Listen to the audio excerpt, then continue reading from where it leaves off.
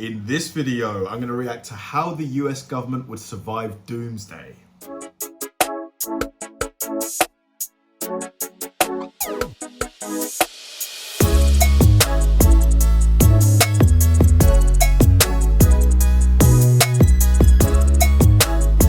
Hi guys, and welcome to another episode of Kabir Considers. This is the place where I react to music, media, sports, anime, anything related to popular culture.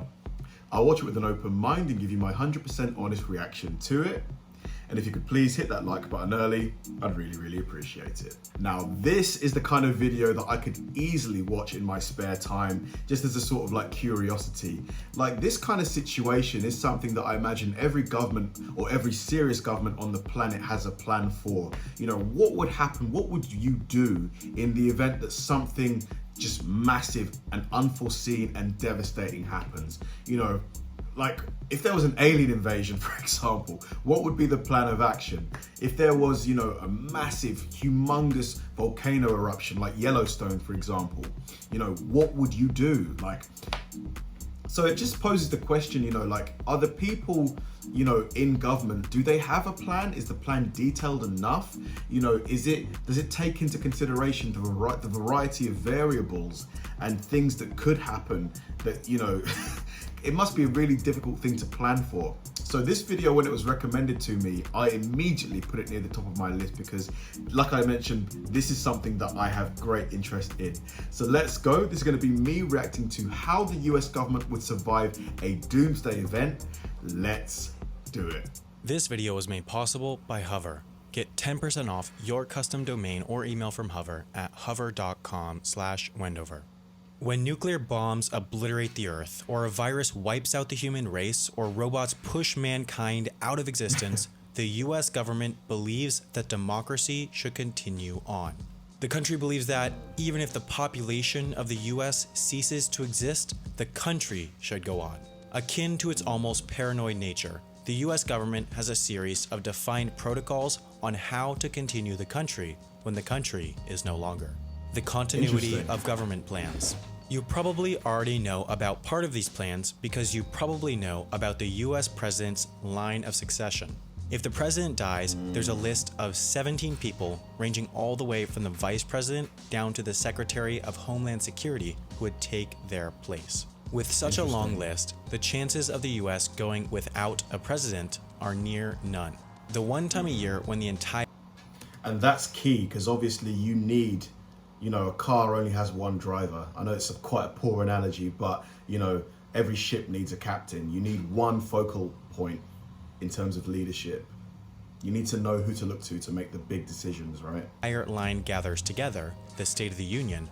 One individual in the line of succession is appointed designated survivor to wait out in a bunker to run the government if the rest of it dies. But the line of succession is the basic stuff, the stuff people already know. What's far less known is the semi-secret protocols and places the government has spent billions of dollars and decades building. However, until just 60 or 70 years ago, the US felt it was untouchable. At no time in history had an enemy existed as relatively close to the US as during the Cold War. The US's foreign policy always kept in mind that an ocean separated it from its enemies, but with the invention of nuclear bombs, an enemy could go from declaring war on the US to toppling its government in a matter of hours. And this is the big thing, you know, the threat of a nuclear war, because should two of the modern, you know, weaponized nuclear weapons and this is, you know, the thing that worries me a lot, you know, the threat of a nuclear war. It's like, should just two nuclear weapons go off, that would cause such, not just the immediate huge number of deaths, but the radiation. You know, look at Chernobyl, that land is still uninhabitable now, you know, so many years after the fact, you know. Terrifying. During these days, the US government began actively preparing for doomsday. There are 4 main bunkers from which the US government would run the country following a world-ending event. The Presidential Emergency Operations Center, Raven Rock Mountain Complex, Mount Weather Emergency Operations Center, and the Cheyenne Mountain Complex. I feel like these three are probably, why are they so close? I would have thought they should be more dispersed around the nation. Because if they concentrate an attack here, surely that's going to take out all three of these bases, or at least heavily reduce your ability to get to those complexes. The president is the most important person to survive Doomsday, both for symbolic and logistical reasons. If a nuclear warhead is inbound to Washington, he or she would most likely evacuate downstairs from the White House into their underground bunker, but that's not guaranteed. During the Truman administration, the president refused to leave the Oval Office during what was believed to be an attack. This ended up being a false alarm, but some presidents have said that they believe that they should write out an attack with the rest of the population. I can understand that viewpoint. If the country don't have access to bunkers, if the population can't get into a bunker, I guess it does seem honorable for you to also reflect that. But you are the president, you are in the highest office in the land. The people look to you for leadership. They need you around. So I'm not sure, maybe it's the best tact to take, but I don't know. Just like saying a captain should go down with their ship. The Oval Office, and even the White House bunker, is not the safest place someone can be during an attack. But morale saves lives, and seeing a president braving out the fight can help create a sense of national unity that would keep the country together. A single person is replaceable, but the government as a whole is more delicate. Raven Rock, Pennsylvania would serve as the underground Pentagon. All the leaders of the armed forces would evacuate by helicopter to this facility in the event of an attack and command their troops across the country and the world. During an attack of an apocalyptic scale, it's likely that martial law would be imposed, meaning that the military would take over day-to-day control of the country. The commanders would have wide-ranging, almost dictatorial powers, and habeas corpus would be revoked. From distributing food to serving as law enforcement to keeping the lights on, the armed forces would truly work on the front lines of rebuilding a destroyed country. The Cheyenne Mountain Complex just out of Colorado Springs, Colorado would serve as the home to NORAD, the agency responsible for controlling and tracking the skies above the US and Canada. So, if the above-ground world proved too dangerous for the country's leadership, these 4 underground bunkers would serve as the home to the bare bones of the US government. But what about the rest of it? Nearly 4.5 million people are employed by the US federal government, and they all work to keep it running. Where would the hundreds of government agencies go? Well, nobody knows exactly, at least publicly, but we do know how they would relocate. You might have heard of the DEFCON system. It makes frequent appearances in movies, but few have heard of COGCON. COGCON is a readiness level system that directs agencies how to prepare for the activation of the government's continuity of government plans. At COGCON 4, the lowest level, every US government agency must be able to relocate to an alternate facility and perform basic functions within 12 hours. It's an incredibly ambitious plan. At COGCON 3, this number goes down to 8 hours, then at COGCON 2 is when things get real. At this level, Doomsday is imminent. As I'm listening to this, my mind, part of it is just visualizing this Doomsday scenario where most structures are destroyed. Like, let's say, for example, AI. We all know about AI and the limitless potential it can give us, but also the the fact that it could destroy us. And just imagining a scenario where it turns on us, right? And we're fighting for our survivor, a la Terminator. Just imagine that for a second. Just imagine the horrors of that. It would be. Honestly, it's making me shudder a bit. Every agency has 3 sites for their continuity plan, A, B, and C, and their agency would split into 3 corresponding teams, A, B, and C. The A team would relocate to a secure facility near its normal headquarters, probably bunkers under DC. The B team would relocate near the Mount Weather facility, and the C team would relocate to another undisclosed facility. Each team would be ready to take over operations at a moment's notice. The A team would continue operations for as long as possible. either until they're dead or communications are cut off. Then the B team Wow. would seamlessly take over operations. If the B team falls, the C team would serve as the final chance for the survival of the government agency. Man, imagine having that pressure on you. Being a member of the C team, you know that you are it.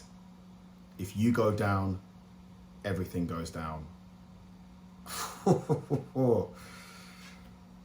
Pressure. When the surface of the Earth is unsurvivable, there is one other place to go other than underground: to the sky. The traditional Air Force One has redundancy upon redundancy and most likely dozens of classified defense measures, but there's a different plane from which the president might command the country after Doomsday: the Boeing E-4 Advanced Airborne Command Post. It became increasingly clear to leadership under the Carter administration that the bunkers would do little to protect against a direct nuclear strike. In fact, they would just concentrate the very individuals that the enemy would attack into a few holes in mountains. Surviving a nuclear blast while 7 miles above Earth, however, is far more conceivable. This plane is sometimes referred to as Air Force One when it matters. Whenever the president travels, one of these planes is stationed at most a couple hundred miles away. From this plane, the president can command the country indefinitely. It can be refueled mid-air by tanker, so, barring technical issues, it can remain flying for as long as the food and water lasts. In a doomsday scenario, this plane... But could they also transfer food? Like, let's say, for example, it needs to stay in the air indefinitely. Yes, they can refuel it, but can they also bring cargo to it, such as food, to keep it in the air? Or would it need to land for cargo to be put onto the plane? Because that, obviously, that's just as important as the fuel. And could literally stay airborne for weeks at a time to keep the country's leadership safe. After Armageddon, the United States' goal would be to rebuild the ailing country with however many survivors remained. But how would the country continue as the same country when most everyone was dead? Because of the line of succession, the president could be an unknown, unelected official with a bare-bones government of just a few thousand people. So what's to say to a survivor in Texas or Oregon or Alaska that it's still the same country continuing on?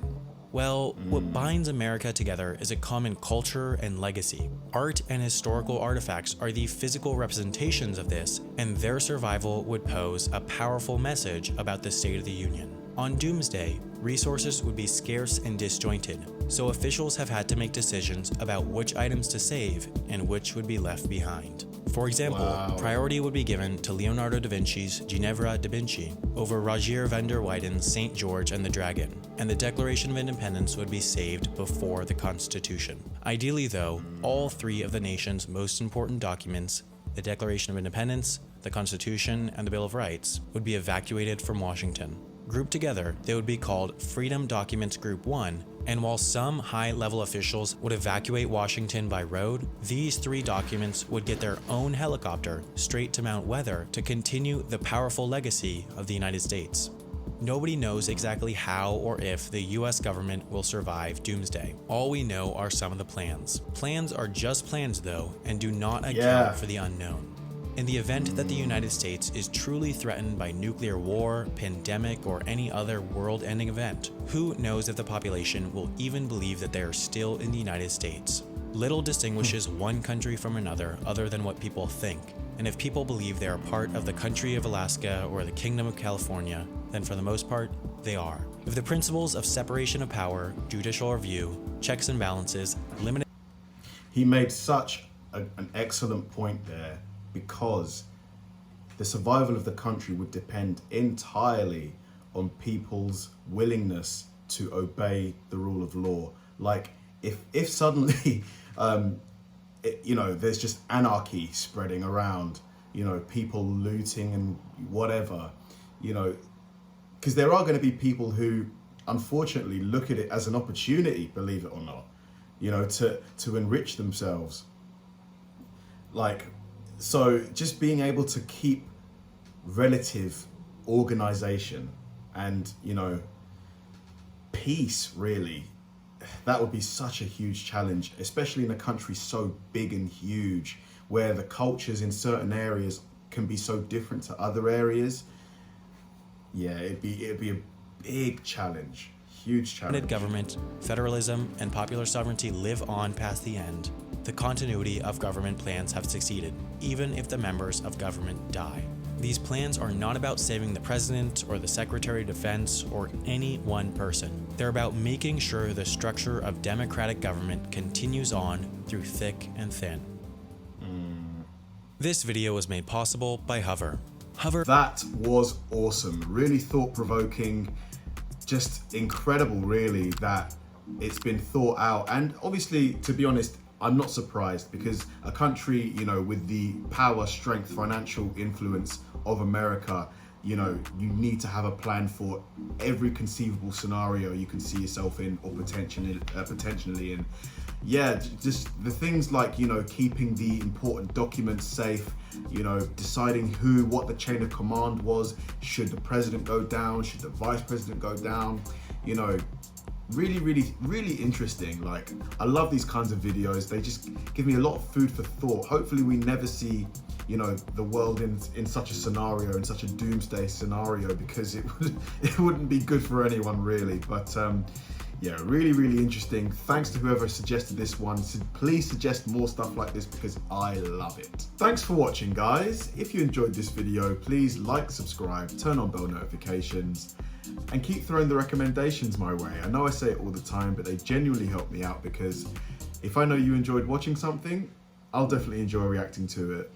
So like, subscribe, turn on bell notifications, keep throwing the recommendations, and I'll catch you in the next one.